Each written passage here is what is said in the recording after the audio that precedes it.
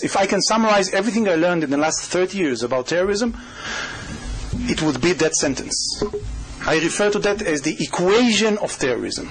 What is the equation of terrorism? The equation of terrorism has two factors. Motivation plus or multiple the operational capability.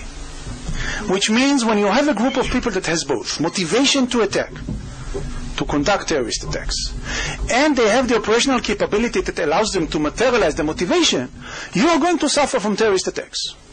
By the way, from the equation of terrorism, we can learn what is the equation of counterterrorism. The same equation. In counterterrorism, you need either to lower down the motivation that leads to terrorism or lower down the operational capability that leads to terrorism. On the face of it, it's enough to deal with one factor.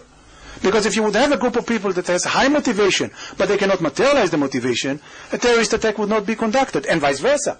If they have high level of operational capability and no motivation, again, you are not going to suffer from terrorist attacks. That's the good news. The bad news is that dealing with one factor is not a solution for terrorism. Once you are trying to lower down the operational capability of the terrorist, how do you do that? Only one way. You attack them.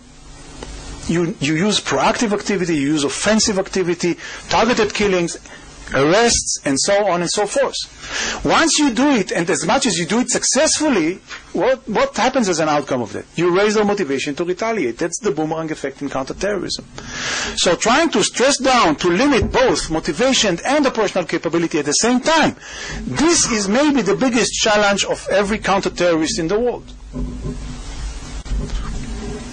Having that in mind, I would like to analyze the American approach to counterterrorism in general. President Bush, in his counterterrorism policy, he was focusing, after 9/11, in lowering down the operational capability of the terrorists. The outcome was the war in Afghanistan, the war in Iraq, and so on and so forth.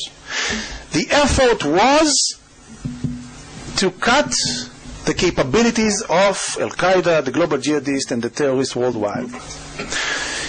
I would say that he didn't pay enough attention, and I'm saying that not in a retrospective point of view. I have concrete letters that I wrote to his administration at that period of time. He didn't pay enough attention to the need, simultaneously, to deal with counter-motivation. It started at the end of his term, but it was too late. President Obama came with the opposite policy. President Obama came with a clear understanding that there is a need to deal with the motivations. Causes, root causes, and so on and so forth. Maybe we'll talk about the term root causes later on. So we need to deal with the motivations, but he didn't really get it, in my view, that there is at least the same level of need to deal with the operational capability of the terrorists.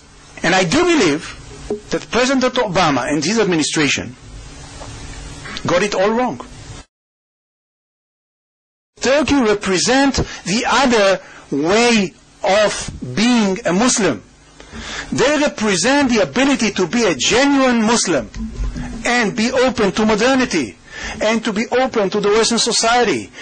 And Turkey is turning into an important member of the Iranian axis in the Middle East and the Arab world. So we see that in the zero-sum game, in the last 10 years, the pragmatic axis is losing, i.e., United States is losing. And when people are asking me, what is the subject matter of your next book? I'm telling them, let me tell you what is the subject matter of Condoleezza Rice's next book. And this was to introduce democracy to the Muslim world. Democracy will win. Democracy will solve the problems. This is the miracle solution. We will just introduce that to the Muslim world and everything will be fine. My book is all about how terrorists and fundamentalists are misusing democracy and democracy apparatuses in order to promote their atrocities, their goals, and so on and so forth. She was talking about the election in the Palestinian arena. And she was saying, I am not concerned even if fundamentalists are winning the elections. I quote. And you know why? Because it's only temporarily. After a while, after 4 years, 8 years, the people will understand that they got it all wrong and they will vote them out. She didn't understood that when fundamentalists are winning democratic election, it's a one man, one vote, one time. No way to get rid of them. What the Americans didn't understand, and I'm saying Americans, by the way, because it's a bipartisan problem. It's not the Republicans, or not just the Republicans, or the Democrats. This is an American naivete. It's a cultural thing.